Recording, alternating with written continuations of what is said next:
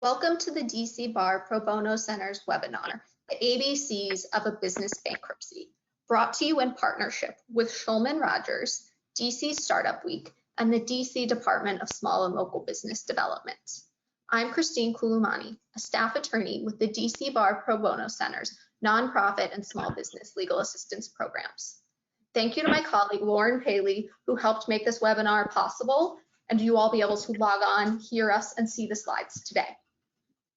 Also, a huge thank you to Shulman Rogers. Our presenter today, Michael Lichtenstein, chairs Shulman Rogers Bankruptcy, Restructuring, and Creditor Rights Group. To say that he is an expert in this field is an understatement. Also, a huge thank you to DC Startup Week and the DC Department of Small and Local Business Development for partnering with us on this today. Before we get started, just a couple of housekeeping logistical matters. First, this webinar will be recorded so that you can rewatch it later or share it with your friends and colleagues.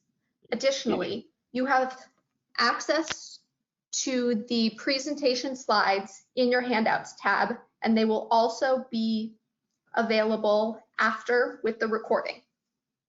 For questions, please use the questions box in the GoToWebinar control panel on the right of the screen, and we will try to get to as many questions as we have time for.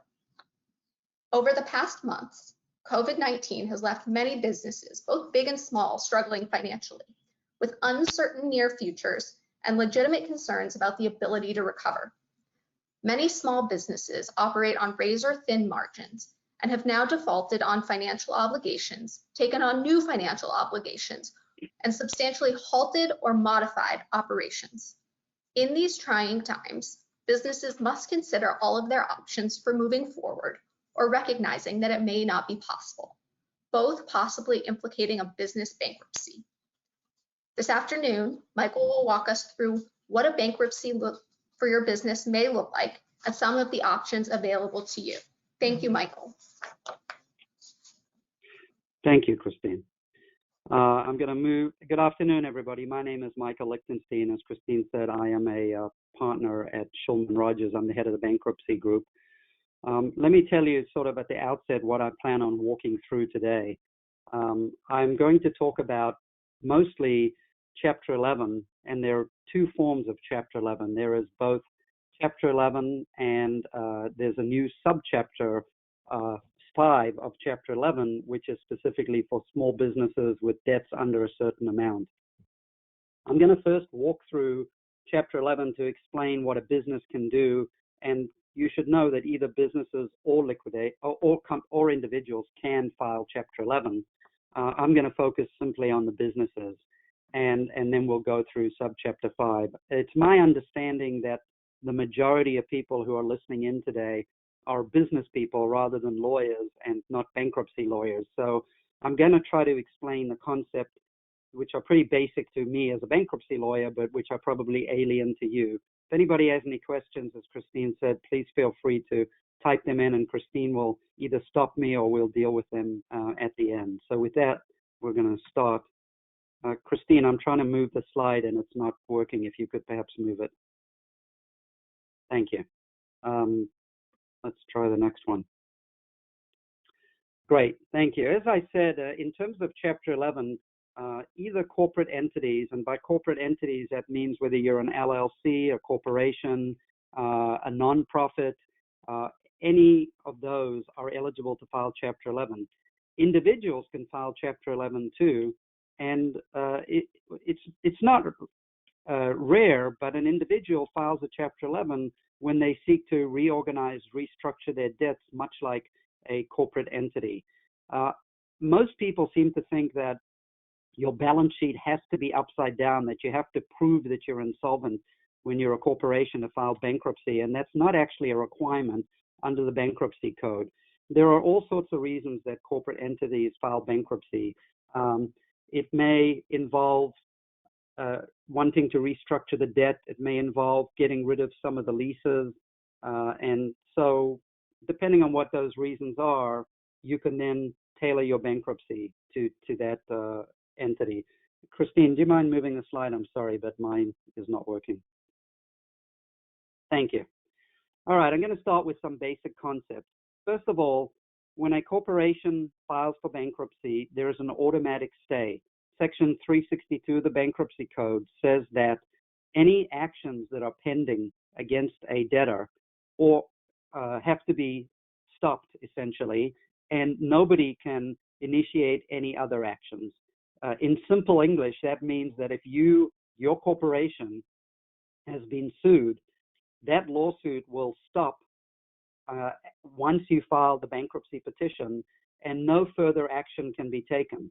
What that creditor that sued your corporation then has to do is either simply file a claim in the bankruptcy, or they can commence what's called an adversary proceeding in the bankruptcy to try to have the bankruptcy court litigate whatever that issue is, or they can file something called a motion for relief from automatic stay, which you may have heard of. That motion would say to the judge, look, judge, I sued this person on this corporation on an intellectual property matter, and that is so complicated. This is a bankruptcy court and you don't deal with intellectual property. You should allow me to go back to whatever court I was in and litigate in that court. And the court will sometimes grant the relief from the automatic stay, in which case that lawsuit can proceed, or the court will deny the automatic stay, in which case the creditor cannot do anything. The logic behind the automatic stay, as you can imagine, is the purpose of bankruptcy, especially Chapter 11, which is supposed to be for reorganization, is to give the debtor corporation some breathing room to restructure its debts, come up with a plan of reorganization. As I said before, maybe reject some of the leases. And absent the automatic stay, if the debtor had to focus on all of these different lawsuits, they'd never be able to get together a plan of reorganization. So, excuse me, the corporation files Chapter 11. It has some breathing room, and it then needs to deal with certain issues before coming up with a plan of reorganization and getting that plan confirmed. One of the concepts that's important, especially if you have secured debt, is cash collateral. And let me backtrack and just briefly, in case some people don't know what the difference between secured and unsecured debt is.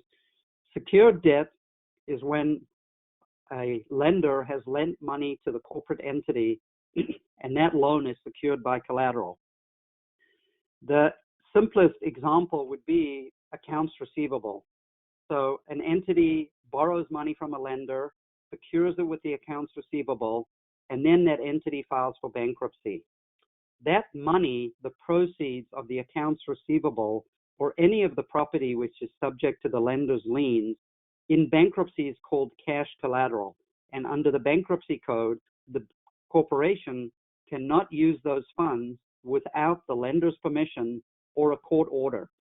So if you own a small business or even a big business, and you have borrowed money from a lender that's secured by either substantially all of your assets or the accounts receivable, as soon as the entity files for bankruptcy, you need to get the lender's permission to use the money to operate on a going forward basis. As a practical matter, what usually happens is if a corporation knows that it's going to file for bankruptcy, the lawyer contacts the lender beforehand, puts together a 90-day cash flow, and that is negotiated with the lender and then presented to the court in bankruptcy in the form of a motion to approve use of cash collateral.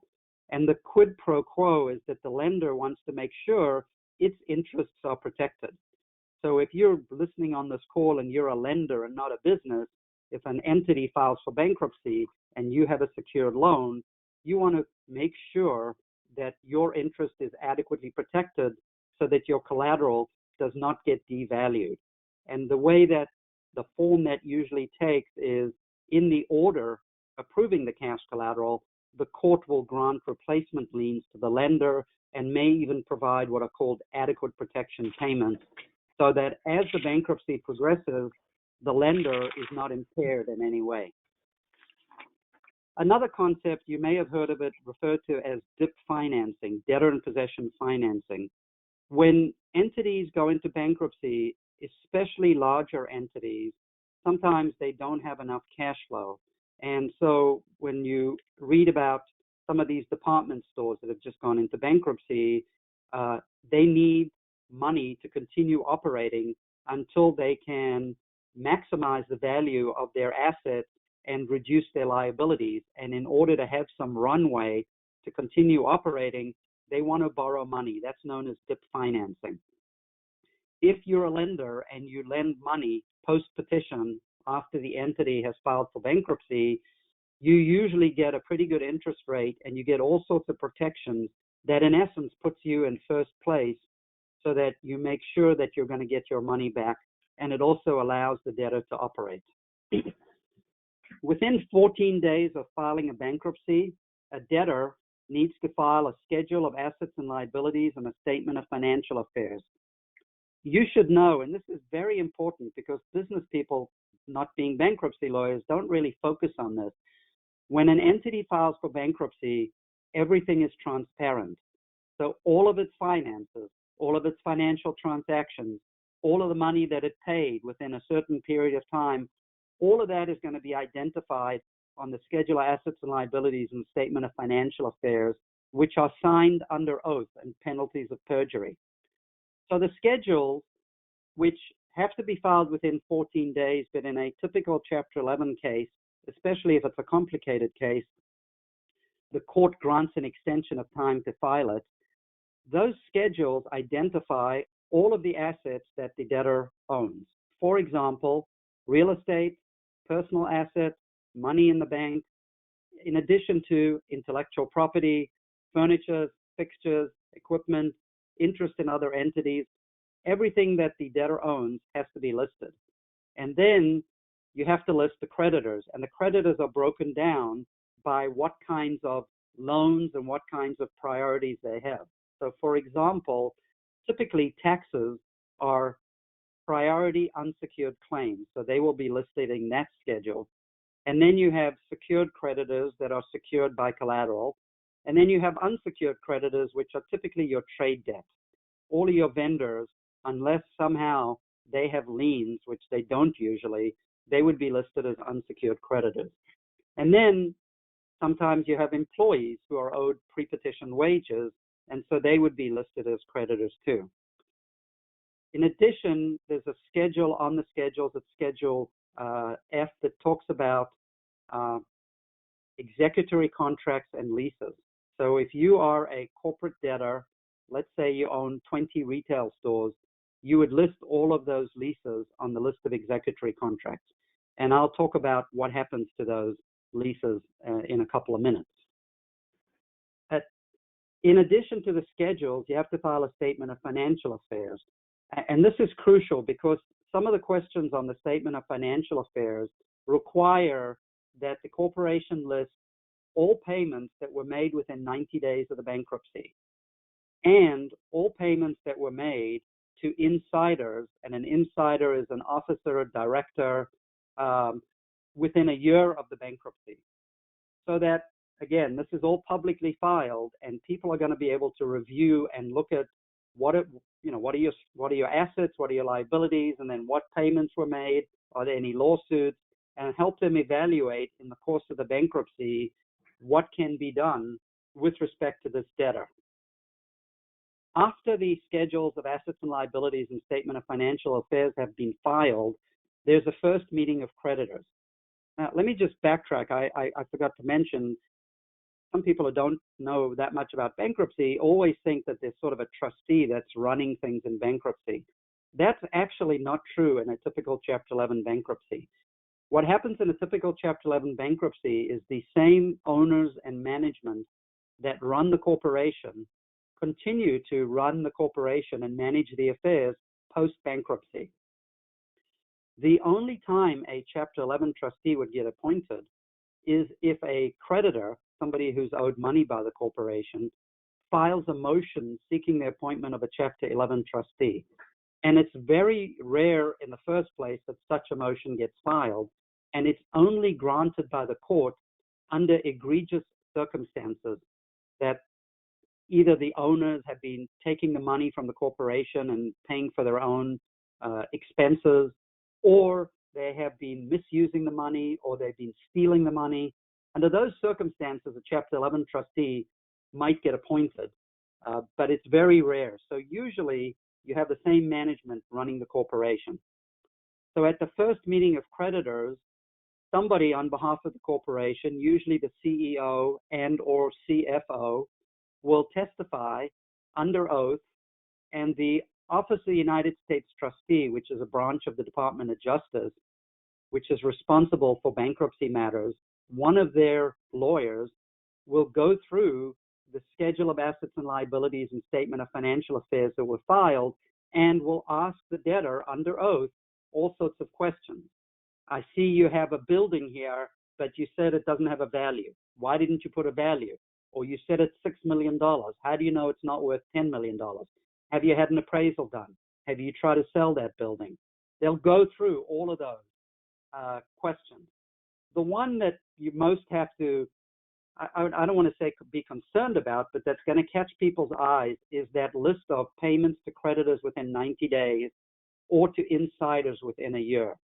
And the reason it's relevant is because there's a concept in bankruptcy called preferences, and then there's also fraudulent conveyances, which are also state law causes of action.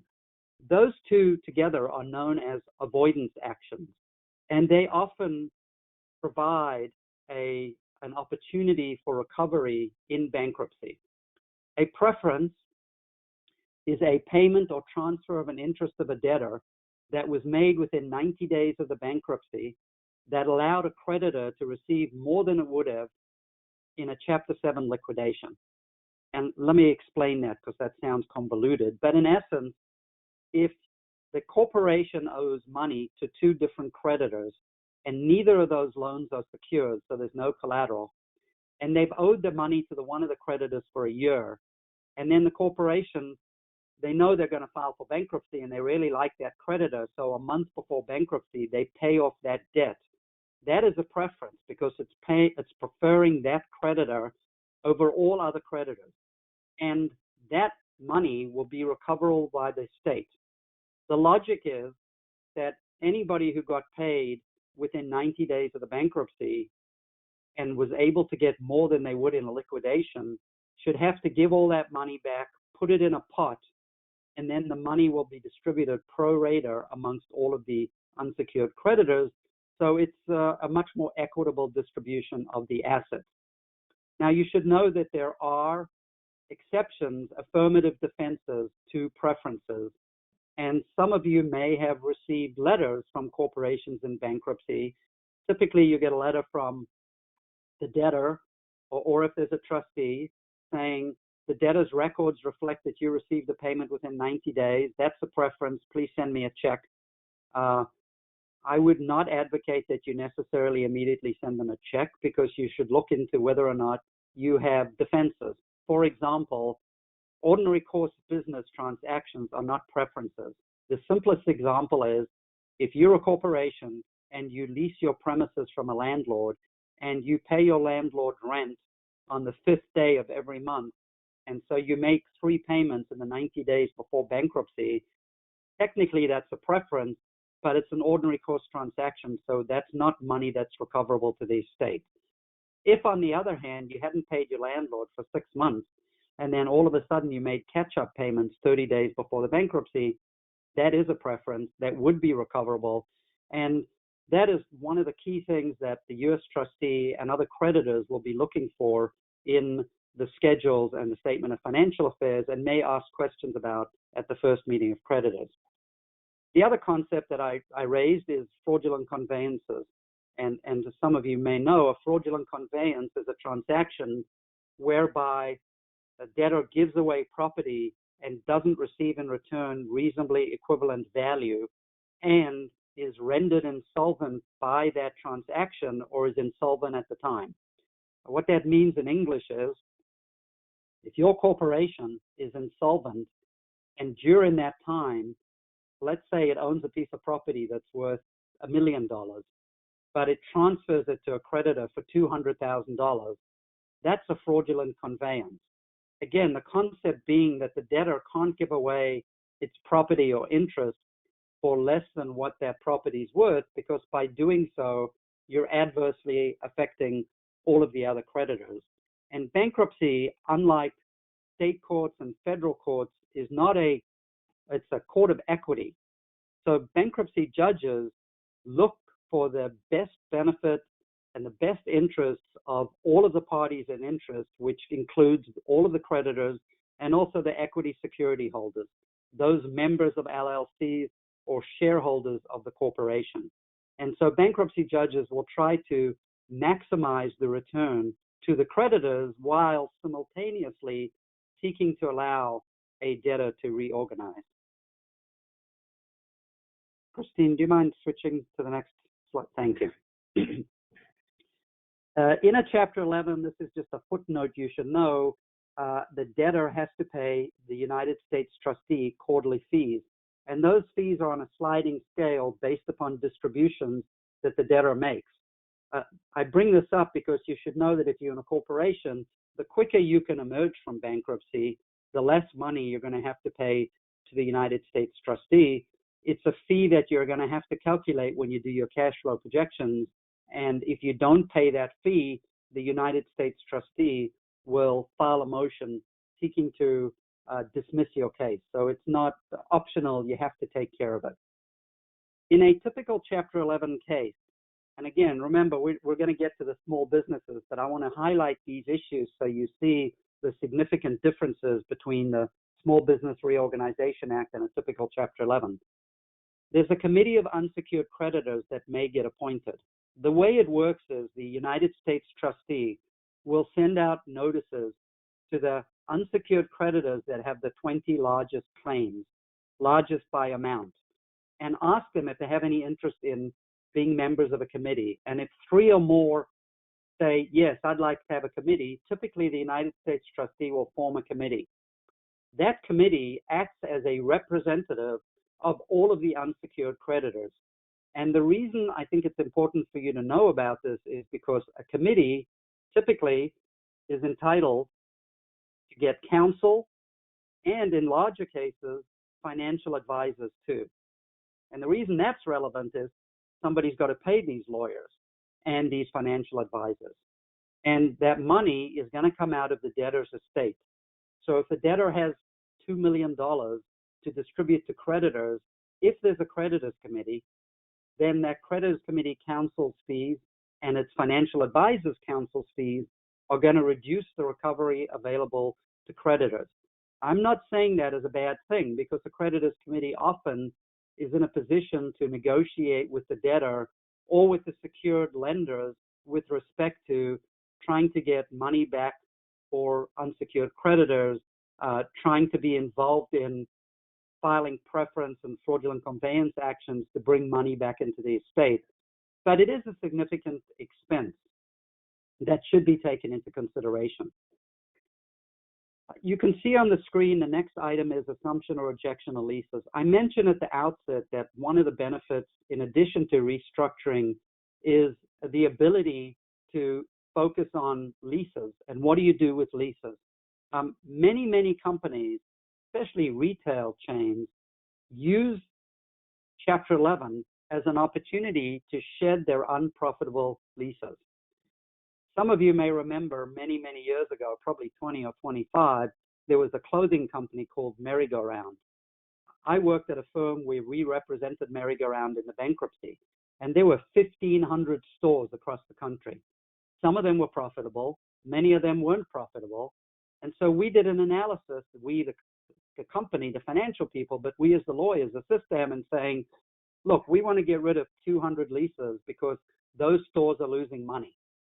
And in bankruptcy, the corporation has the availability of filing a motion to reject a lease. If you file a motion to reject a lease, the standard is the debtor's business judgment. And it's almost guaranteed. I would say to you 99.9 times out of 100, the debtor files a motion to reject a lease. The court is going to accept the debtor's business judgment because that lease is not profitable and it's a burden on the estate. If the court grants the motion to reject the lease, a landlord has a claim which is limited, as you can see on the screen, under Section 502(b)(6) of the Bankruptcy Code. This is very important, and it's a benefit to the bankruptcy estate because the limitation under 502b6 is the landlord's claim is limited to the greater of 1 year's rent or 15% of the remaining term of the lease, not to exceed 3 years. What that means is if you have 5 years remaining on your lease, then you as a landlord could only get an unsecured damages claim for 1 year. If you have 30 years remaining on your lease, obviously 15% is greater than 1 year, but you'll be limited to 3 years. So even if you have 30 years remaining on your lease, your damages claim is limited to 3 years worth of rent. Again, it's an unsecured claim. It's a very powerful tool for a bankrupt entity in terms of negotiating with landlords. The second tool that a corporate debtor can use in a Chapter 11 with respect to landlords is you do an analysis of the lease, and if you have under market leases, often landlords will be willing to pay some amount of money to buy back the lease so that they can then rent it out at market. Alternatively, debtors, especially bigger debtors, corporations, will often hire a real estate advisor, and that real estate advisor will go and try to sell those leases so that the debtor can then assume and assign them to a new tenant who's obviously going to be willing to pay some money because they now have a below market lease. Those are the benefits with respect to damages. Let me move on, and I'll just briefly talk about the exclusivity period disclosure statement of plan, and then we'll move on to subchapter 5. What happens in a corporate Chapter 11 is that the debtor has the exclusive right to file a plan of reorganization. What that means is for 4 months. In the first 4 months of the bankruptcy, nobody else is allowed to propose a plan of reorganization. So that gives the debtor 4 months to come up with a plan which is going to restructure its debt. It might restructure the equity, and it has to present that plan to the court. The way they do it is the first accompanying the plan is something called a disclosure statement. If you are small businesses and you've been creditors in bankruptcies, you may have received this big document that may be 20 to 50 pages long. And in theory, that document is supposed to provide adequate information to any creditor to understand what is the debtor's plan of reorganization. In other words, okay, I understand he has a background section, and then it tells me why the debtor went into bankruptcy, tells me what's happened since the bankruptcy. But what really interests me is I am a Class 3 unsecured creditor, and under the plan, I'm going to be receiving 30 cents on the dollar, 80 cents on the dollar, 100 cents on the dollar. I understand how I'm being treated, and based upon that, I'm now able to vote, yes, I like this plan, or no, I don't like this plan. So that disclosure statement gets circulated, and the court has to approve it. Once the court approves that, then the debtor is able to send out its plan of reorganization and solicit acceptances of the plan. I'm sure some of you have received ballots, vote for the plan, vote against the plan. This is what class you're in. And there's subsequent to that, there is a confirmation hearing. Creditors have an opportunity to file objections to the plan. And if there are objections to the plan, there will be a contested hearing, which is just like a civil trial. There's witnesses. I confirmed the plan last year in a Chapter 11, which was a reorganization. We had one creditor that was very, very aggressive and adverse and fought us all along the way. When we got to a confirmation hearing, we had a 4-day contested witnesses, expert witnesses, cash flow projections, and just full out litigation, after which the judge confirmed the plan and the company's still in business. And so it was a great victory for the company. But as you can imagine from what I'm explaining, very expensive process, because if you have a creditor or even some of the equity security holders who don't like the way they're being treated, I would say we probably had 15 to 20 depositions, including we had an expert witness, they had an expert witness. It was a very, very expensive process. It worked out well, but it's both lengthy and time-consuming, and costly. And as I said, again, you have this two-step process. First, you file the disclosure statement. Then once it gets approved, then you can move to plan confirmation. Subchapter 5 is different. And so, Christine, can we move to the next? There we go. Thank you. So let's now talk about, and again, if you have any questions that you want to stop me, just tell Christine or email her and she'll stop me and I'm happy to answer them, or we can sort of deal with them at the end.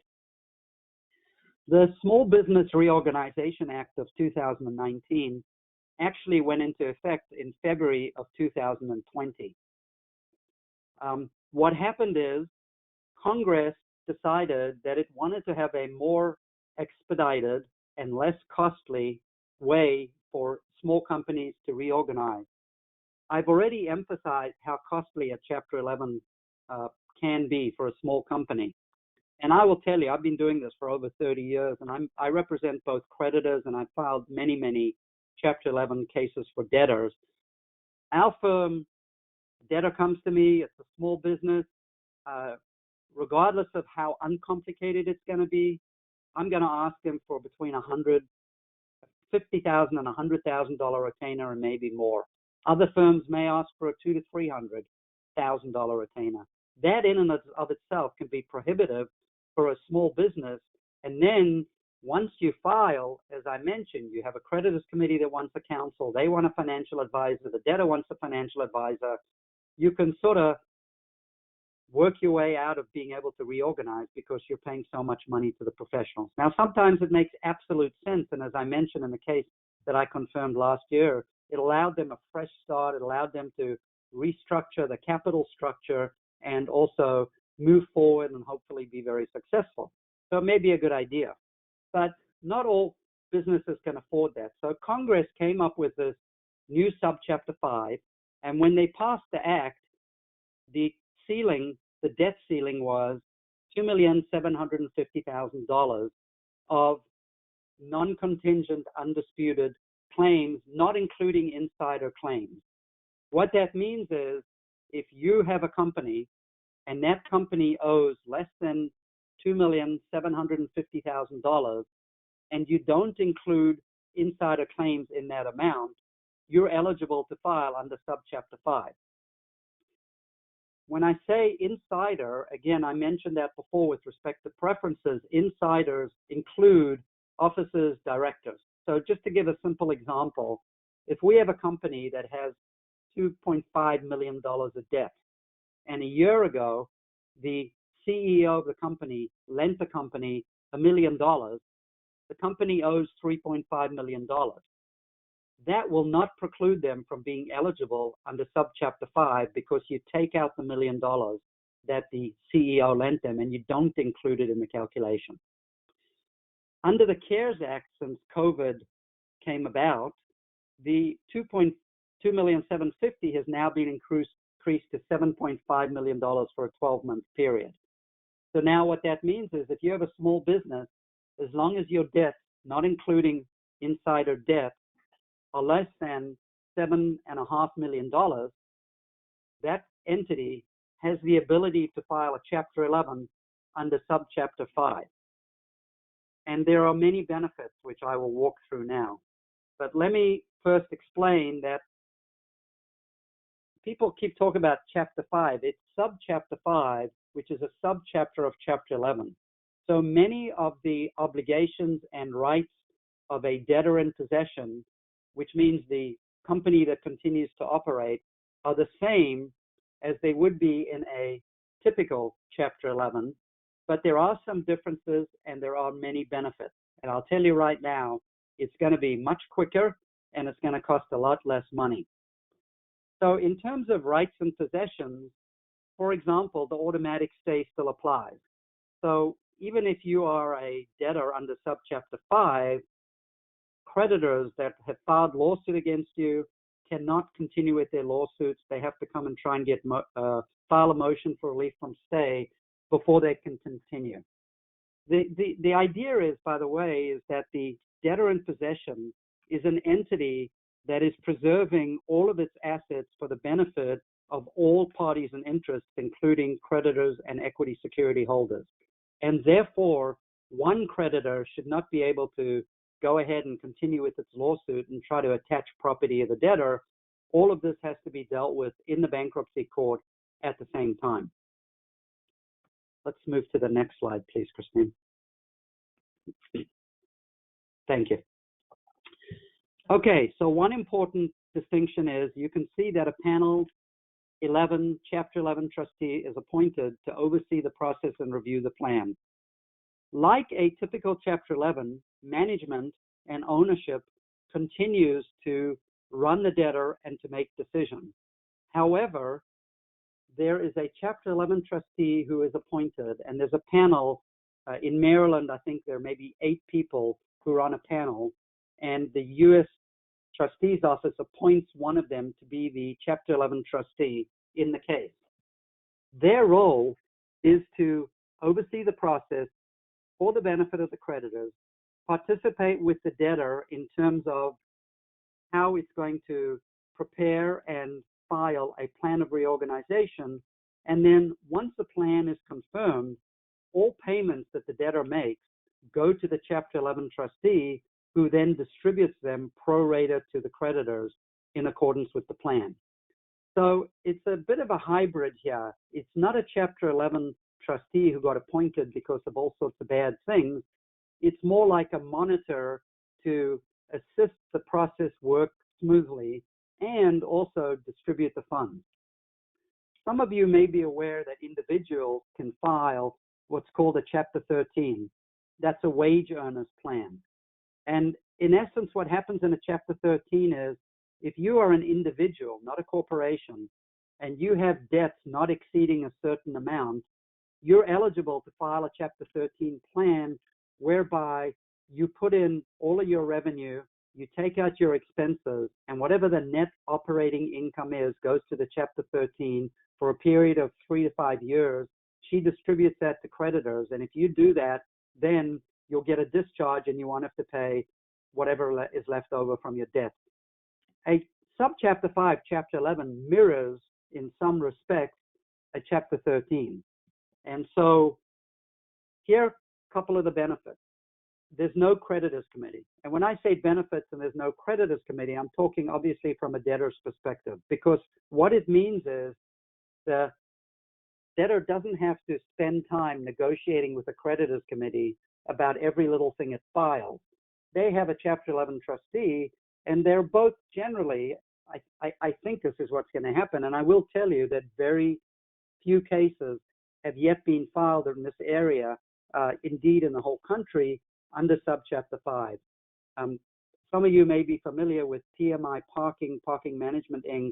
I filed that case 2 weeks ago as debtor's counsel, and we filed it under subchapter 5, and everybody's sort of feeling their way through because this is one of the first that has been filed. We have a Chapter 11 trustee. In that case, it's working great in terms of the debtor and the trustee working together to say, let's move this case forwards and here's what we need to do. Not having a creditors committee not only saves you the time of not having to deal with other issues and sort of deflect the debtor's attention from working on its plan, but also, as I mentioned before, they have counsel and typically have a financial advisor, and so you're going to save money on that. The next item I say is the no absolute priority rule. Let me backtrack for a minute because I neglected to mention this with respect to a regular Chapter 11. Here's how you can confirm a plan of reorganization in a regular Chapter 11. Either you have a plan that everybody accepts and votes for, or you have to do something called a cram down. I'm not going to get into great technical detail, but in essence, the bankruptcy code has priorities for who gets paid when. The top priority are administrative claims, which are claims that arise after the bankruptcy, including the lawyers and financial advisors. Then you have secured creditors who are secured by their collateral. Below them, you have the unsecured creditors who don't have any collateral securing their claim. And on the lowest rung, you have the equity security holders, the members in the LLC or the stockholders in the corporation. The absolute priority rule says that unless every class above the class below it gets paid in full, then the lower class cannot retain its interest. Meaning, if you've got equity security holders, unless the unsecured creditors get paid 100 cents on the dollar, you have to give up your equity, and the reorganized debtor, the equity is either going to go to the creditors or you won't be able to confirm a plan of reorganization. Now, there is an exception to that, and you can get around it, but you have to put in significant new money. Switching back to subchapter 5, there is no absolute priority rule, which is a great thing. If you're owner of a small business, you get to keep your equity as long as you can confirm a plan of reorganization. And the plan of reorganization is not that complicated, and I'll walk through that in a minute. Let me first sort of deal with a couple other things. One, you can see that lease rejections still impose damages limits on landlords. So you have the benefit under Section 502b6 of limiting the damages, getting rid of leases that are not profitable stores or locations. And in fact, in PMI, the debtor had 100 locations where it either managed or it had leases. On the first day of the bankruptcy, we filed a motion to reject 12 of those locations that had been closed, and the court has agreed to reject those locations. So now there are 88 locations. If you're a small business, and I mentioned you've got unprofitable locations, even under subchapter 5, you can say, I'm closing these locations, I'm going to reject the lease, I'm limiting the damages. And frankly, under a subchapter 5, the debtor doesn't really care that much whether a landlord has $1 million claim or a $2 million claim, because all of the claims get thrown into a pool and the money gets distributed based upon your plan. And I'll explain that just in 1 second. A benefit is, I mentioned before, the exclusivity period in a Chapter 11. There is no exclusivity period. I mean, there is, but in essence, only the debtor can file a plan. There's no provision for another creditor, a creditor to file a plan. So in a regular Chapter 11, once that 4-month period runs out, if the debtor hasn't achieved an extension and has not yet filed a plan, any creditor can file its own plan, which may be contrary to the wishes of the debtor. In a subchapter 5, the debtor gets to file its plan. There is no separate disclosure statement. I mentioned in a regular Chapter 11, you have this long disclosure statement, then you have a hearing, people file objections, you can amend it, you can fix it. Once you get that, only then can you move to the next step. In a subchapter 5, there is no separate disclosure statement. Instead, the plan of reorganization needs to have a section at the beginning, which is sort of like a mini disclosure statement. Here's the history of the company. Here's why we filed for bankruptcy. Here's what we've done in bankruptcy. And then you have the plan of reorganization. Christine, would you mind switching to the next slide, please? Thank you. So the plan confirmation process in a subchapter 5, as you could see, is more streamlined. It's 90 days. What the bankruptcy code says is you are supposed to, within 60 days after the bankruptcy is filed, give the judge a status conference. Okay, judge, we figured out what our net operating income is. We've done cash flow projections. We've talked to the creditors. Most of them are on board. They're not on board. And we'd like to go forward with our plan and have a hearing. The idea, the goal here is to file a plan within 3 months, which means that within 90 days, or maybe just a little bit more than that, your company's in and out of bankruptcy and it's reorganized. Not only is that very quick, but you're also not going to run up those administrative fees that I mentioned before to the extent that you would in a typical Chapter 11. Now, here's what the plan says. The code says to confirm a plan under subchapter 5, you take all of your NOI, your net operating income, for 3 years, and that NOI gets paid to the Chapter 11 trustee who distributes it to the creditors. If you propose a plan that does that, and that plan doesn't discriminate unfairly against any creditor or any secured creditor on account of its collateral, you will confirm a plan of reorganization. In theory, and I think in practice, but it just hasn't happened yet, this is going to be a much easier process, and it's going to be much easier for companies, rather than just liquidating and closing their stores, to be able to reorganize. Now, you can imagine that the biggest bone of contention is going to be, how do you calculate the net operating income? And that's going to be determined by empirical evidence on a going forward basis. Because there haven't really been cases so far, what I would anticipate is going to happen is the debtor is going to have cash flow projections, and it's going to say, my net operating income is $20,000 a month. And there may be some creditors who are going to challenge that. Well, what assumptions did you use in your cash flow projections? What amount of revenue are you projecting? How do you have any idea what the revenue is going to be 6 months from now or 3 years from now? And what expenses did you include? And did you include too much rent? What about salaries? All of those are issues that will either get litigated, or the Chapter 11 trustee and the debtor together, if they agree upon the NOI and believe that the cash flow projections are correct, will have the ability to go to the creditors and say, look, this makes sense, here's what it is, etc.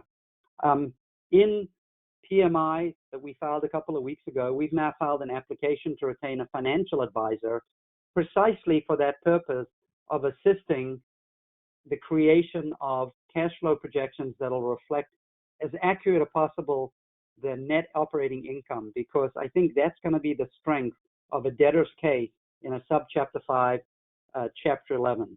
You will be able to confirm a plan if you convince the judge that your cash flow projections project an NOI as accurately as possible. Obviously, nobody can guarantee it, but the judge has to believe not only is it accurate, but it's feasible. Now, if the plan is consensual, you've talked to the creditors, everybody agrees, then the corporation gets a discharge. And what that means is, if the corporation owes $6 million when it files for bankruptcy, and it projects a plan that says my NOI for the entire 3-year period is $2 million, and that plan gets confirmed, then the debtor has shed $4 million, which it doesn't have to repay, and it has a discharge, which is a huge benefit, as you can imagine. Can you go to the next slide, please, Christine? Thank you. And then go to the next one, if you would. Thank you. We have just a few minutes left, so I'm going to go to Chapter 7 quickly, and then we can talk about it, see if there are any questions. One other thing I just wanted to point out, administrative expenses like professional fees and all post-petition fees, in a regular, typical Chapter 11 case, those have to be paid at confirmation of a plan. They cannot be delayed. Subchapter 5 does not require that. So from a cash flow perspective, if your NOI shows, you know, your cash flow projections show you're going to have more money as you go along, you might have the ability to defer payment of administrative expenses, which can also be another benefit. Let me just move quickly to Chapter 7. And Chapter 7 obviously is not a reorganization. It is a liquidation, but it's an alternative when some companies say, I just don't have the ability to continue operating, I'm going to file a Chapter 11. Here's what happens if you do file a Chapter 11 for a corporation. A Chapter 7 trustee is appointed. The same is true in an individual Chapter 7. And that Chapter 7 trustee operates as the functional equivalent of CEO. So that person is now in charge of the debtor and makes decisions. If the debtor, if the CEO of the debtor thinks that certain assets should be sold, they can recommend that, but the Chapter 7 trustee is the one who's in charge, and they make the decision. A business cannot be operated in a Chapter 7. So as soon as a Chapter 7 filed for a corporation, the business is out of operation, and it can only be operated if the Chapter 7 trustee turns to the court, files a motion, which is rare. Usually, that's the end of the corporation. What happens is the debtor has to prepare its schedules again of assets and liabilities. Chapter 7 trustee, instead of the U.S. trustee, conducts the first meeting of creditors, reviews the assets and liabilities. Can I sell off some assets? Are there any assets? Are there any fraudulent conveyances, preferences, so I can go sue some people and recover money? Chapter 7 trustee gets a commission on whatever money is recovered into the estate. And there is no discharge for a corporation. The corporation essentially goes out of business. Christine, I think I'm done, and I've left some time to see if anybody has any questions. Thank you, Michael. So we do have a couple of questions. Okay. First of all, does a business bankruptcy impact personal guarantees that owners may have on any debts or leases? The answer is no, in the sense that if a business files for bankruptcy, that doesn't, the automatic stay, which precludes continuation or commencement of actions against the debtor, does not preclude actions against the guarantor. Now, I will tell you, and maybe especially in a subchapter 5, there have been guarantors who run the business who have filed motions with the court seeking to extend that stay to individuals on the basis that they can't divert their attention and be involved with personal lawsuits while the business bankruptcy is pending. Those are granted infrequently. Would a business owner face any other potential personal exposure as a result of the business entity itself filing for bankruptcy? The general answer is no. If you own a business and you don't have any personal guarantees, and this corporation owes $6 million, but it confirms the plan and pays back $2 million, you're not liable for the other $4 million in any way. Now, the only exception I would say to that is there is some personal liability for some kinds of taxes which the corporation doesn't pay, which is true in and out of bankruptcy. That's not really a bankruptcy issue, but if the corporation doesn't pay withholding taxes, then that individual may be liable for repayment of those taxes. How far ahead should a business start planning, decide to file for bankruptcy, and maybe begin gathering all of the documents that will be necessary for the process? That's a very good question. In my experience as a bankruptcy lawyer, the companies that end up in the most trouble are the companies where owners just sort of stick their head in the sand like an ostrich, are not willing to recognize the realities, or they're eternal optimists and they think somehow it's going to turn around. And those companies typically end up in a Chapter 7 liquidation. If you look like your company's upside down, the cash flow is not working, we've got some stores or locations that are not profitable, it is a good idea to consult with a bankruptcy lawyer.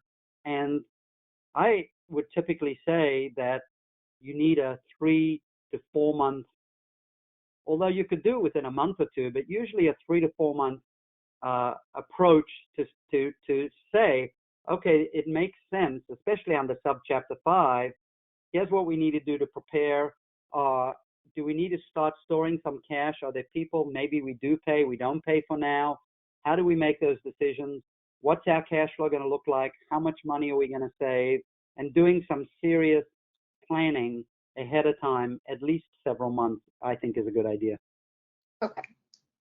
And as part of that planning, are there specific steps that you think it's important for a business to take beyond, of course, reducing costs? Right.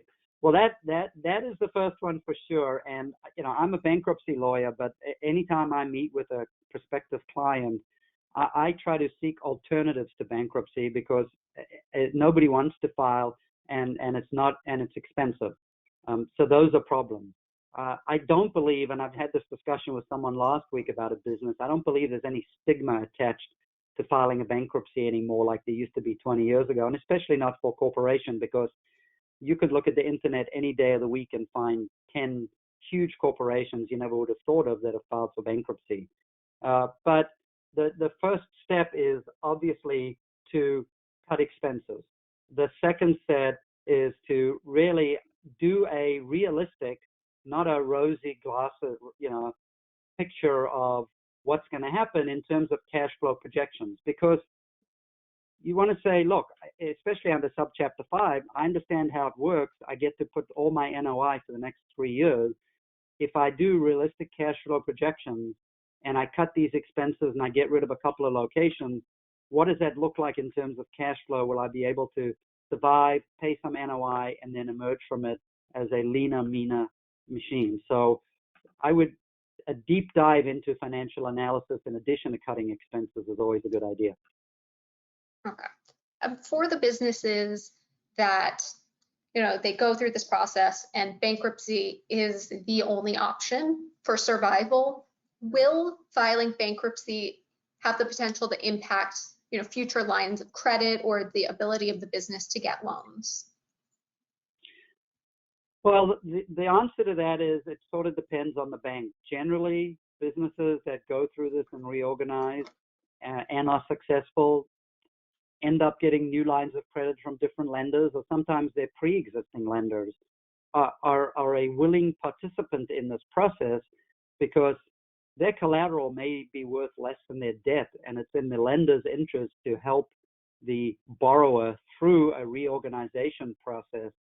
I would say, especially in a subchapter 5, I would think that lenders that understand that the only way a plan gets confirmed is by having a debtor have realistic cash flow projections and pay over its NOI for 3 years and then reemerge as a successful business, I would think it's much more likely that there's going to be more willingness on the part of lenders to participate and help in the process.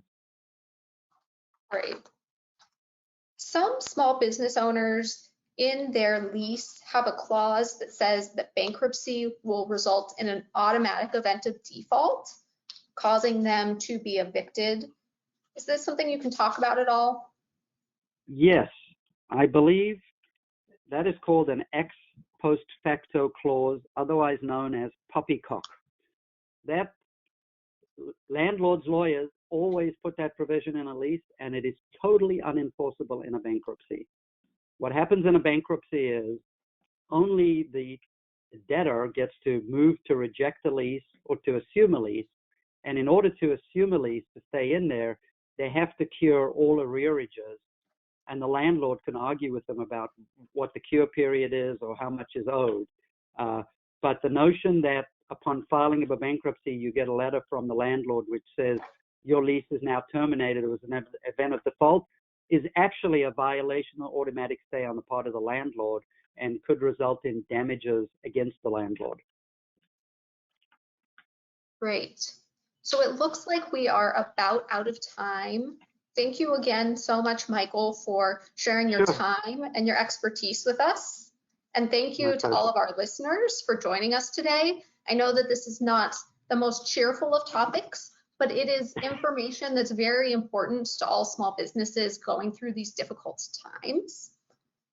After this webinar, we will be sending out a survey, so please feel free to share your thoughts and other topics that you may need more information on in that survey.